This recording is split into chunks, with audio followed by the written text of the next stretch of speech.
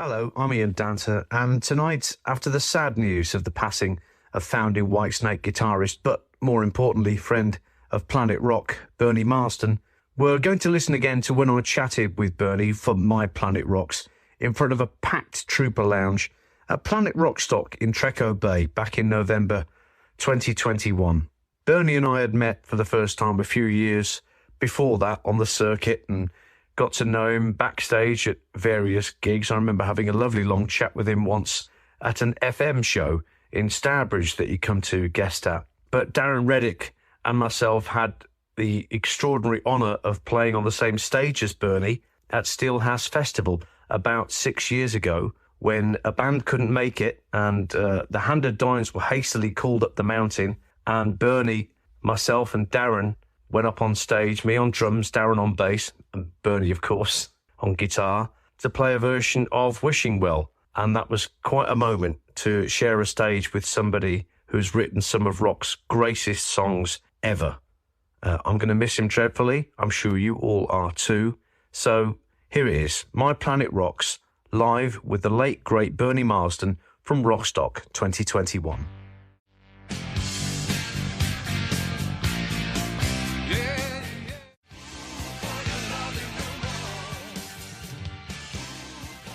Hello, welcome to the Trooper Lounge at Treco Bay. My name's Ian Danter. Our special guest here has just wondered what on earth he's let himself in for. Let's just give him the round of applause he deserves because he doesn't need an introduction. Bernie Marsden is here. Hello.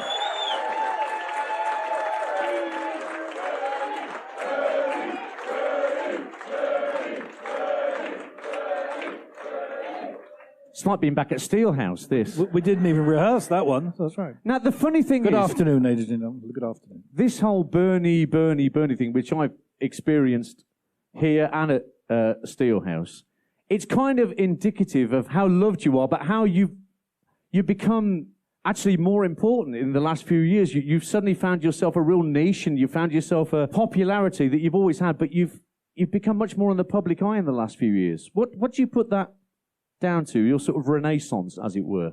Luck.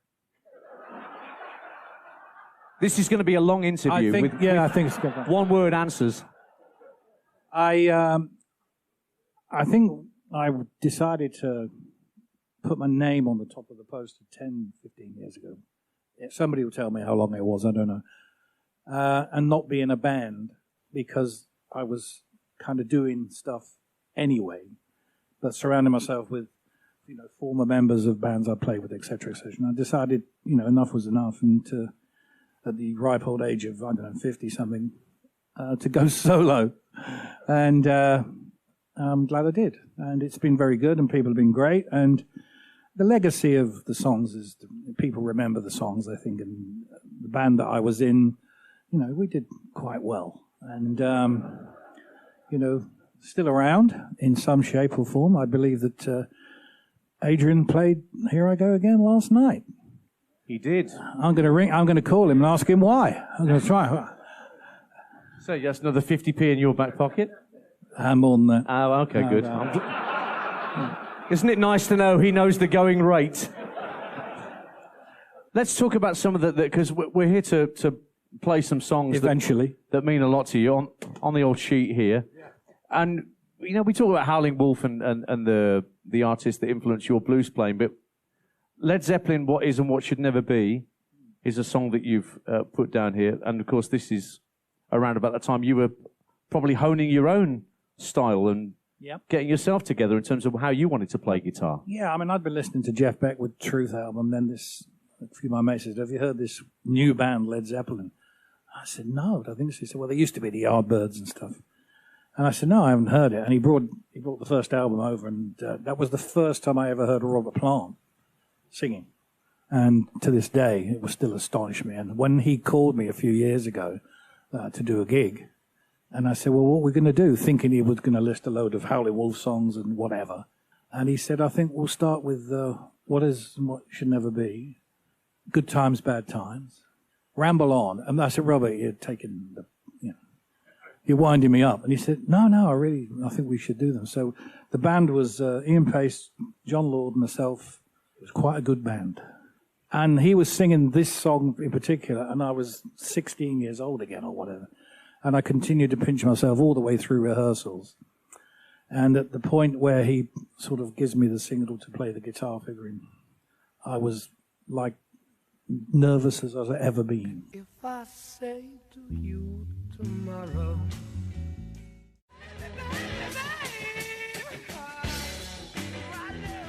What is and what should never be choice of Bernie Marsden, who's with us here for a special My Planet Rocks being recorded here at Treco Bay for Planet Rockstock 2021 in front of a live studio audience.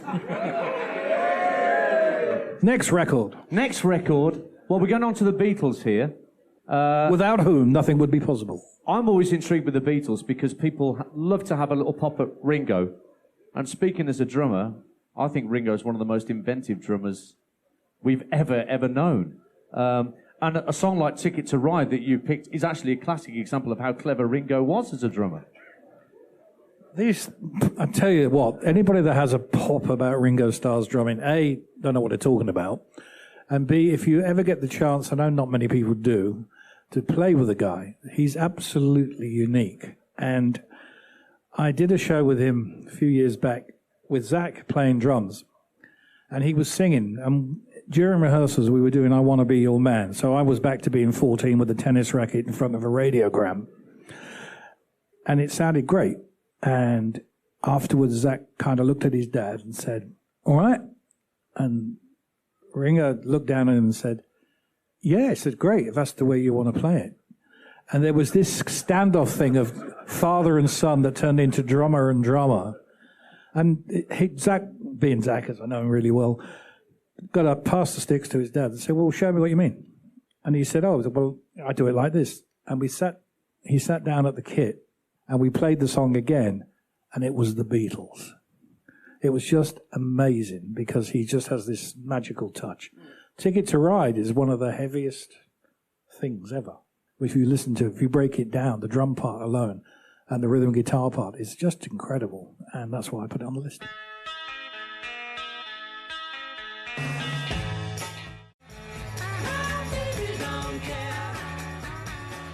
That was Ticket to Ride by the Beatles. Choice of Bernie Marsden here with us for My Planet Rocks live at Rockstock 2021. You did meet Paul and George as well. You never got to meet John, did you?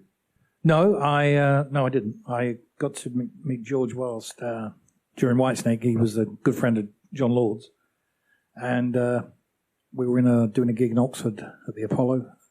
Is it called the Apollo? New Theatre. And John came into a pub, and my parents were there, and John said, "I don't think you've met my friend George, have you?" And I turned around very quickly, thinking I was a bloke called George, and George Harrison staring me in the face, going, "All right, how you doing?" And I took him over to meet my mum and dad, and she said, "I know who he is." She said, "It's all your bloody fault. He never did his school," she said. I'm like, "Oh my God." And he said, "Oh, she reminds me of my mum," he said, which I thought was rather cute. And we became pretty good friends. I went to his house a number of times and talked guitars. I went to his studio, and he was a very interesting guy, to say the least. You'll have to buy my book, ladies and gentlemen. It's all in there. He's cute, isn't he? He's so cute. He's ready for anything. Actually, whilst we're talking about the albums that Bernie's been making, he's made this new chess album that comes out on the 26th. There was also the Kings album that came out before. We should mention that you're in the midst of another project for trios, and presuming Cream will feature, because Cream White Room is the song that you picked. White Room I've managed to play with G.Baker and Jack Bruce. Playing with those two guys was, that makes you go on your toes a bit. Especially Mr. Baker, but we won't get that. That was... And White Room by Cream plays next on this My Planet Rocks special with Bernie Marsden here at Rockstock. in a white room with black curtains.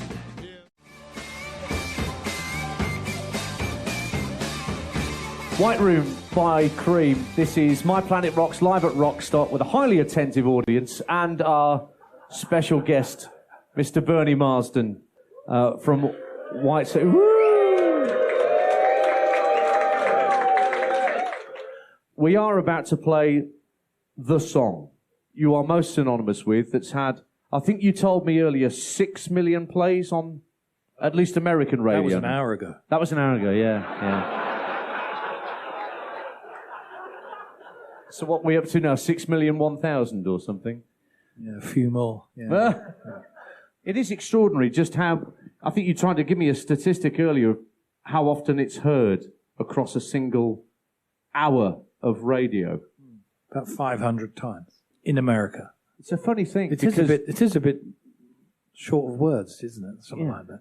It's hard for me to comprehend, but my wife loves it.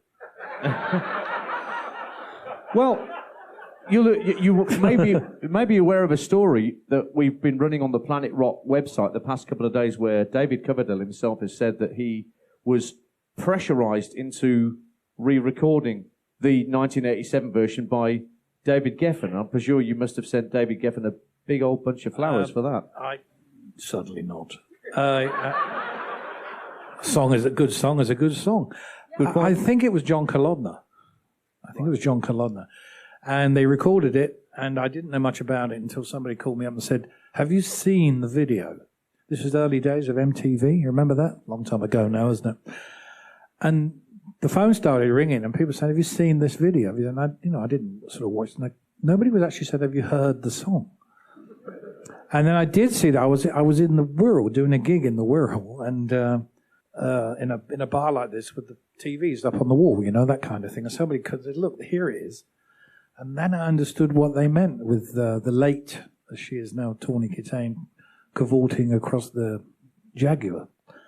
So the song was done without to me knowing, really. But I did get a kind of a call from the David Geffen company to say that the record's going to be #1 next week. And it was like, what? And it was going up and up and up. And then it didn't go up, it went down. So I got a message to John Kalodner somehow. I don't know how I did it, but I did. And I got a message back saying, "Wait." That was all. And next week it went to #1. That's every songwriter's dream. If you're in a band, a lot of you guys will be in bands here, and you write songs and you think everyone is good, the next one. And then suddenly you get that one and you realize that the top of that Billboard chart's going to have your name right next to it. You don't think that 30 years, 40 years down the line, I'm going to be talking to you guys about it at Treco Bay, but that's what happens with that kind of song. And I realised when I talk to not so much. It's the one song with the Whitesnake catalogue. I mean, there's a good catalogue there, but the one song everybody knows is "Here I Go," and as such, I kind of like talking about it. Didn't you have to wait an awfully long time to get to play the song live with David? I never played it live until he invited me to the Sweden Rock Festival a few years ago. And, of course, usual thing, so any rehearsals? Oh, don't be ridiculous. And I thought not. And we got out there, and that's when I met Doug Aldrich, the first time people know, has become a good friend. Far too good looking. And we did a show in Manchester. One side of me was Doug with his shirt off and Red Beach the other side. So I said to David, "Just tell the audience, don't worry, I'm not taking my shirt off." So. Well, let's be generous and give you airplay number 6,001,001 of this brilliant song, Bernie Marsden's signature song, on My Planet Rocks. Here I Go Again. Thank you.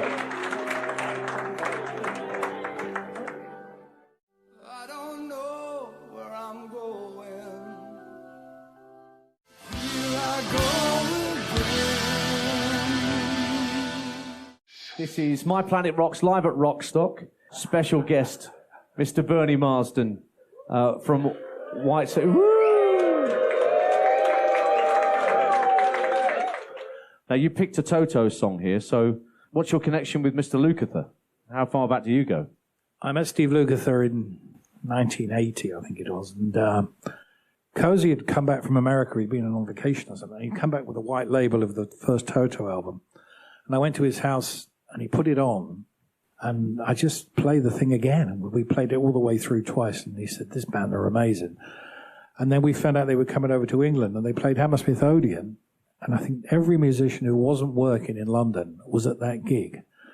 And we all gathered at the back. There was all of us. There was Neil Murray was there. Gary Moore was there. But there was only, I think, 1 or 2 tickets. We'd all blagged our way in, saying, "Oh, don't you know who I am?" And we'd got in there. Everybody was pleased. And ironically, the promoter is now my agent, but that's another story. And we got in. Jeff Beck was there. I sat with Gary and with Jeff, and afterwards there was a reception, and we got invited to this reception.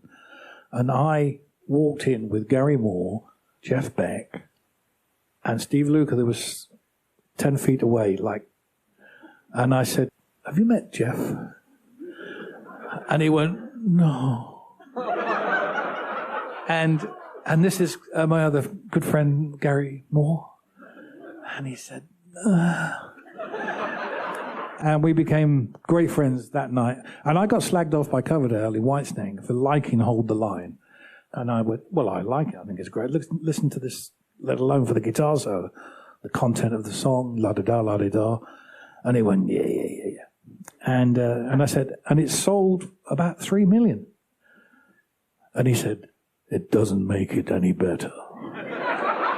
So when the 1987 album made it to 3 or 4 million, I went, doesn't make it any better. Like that.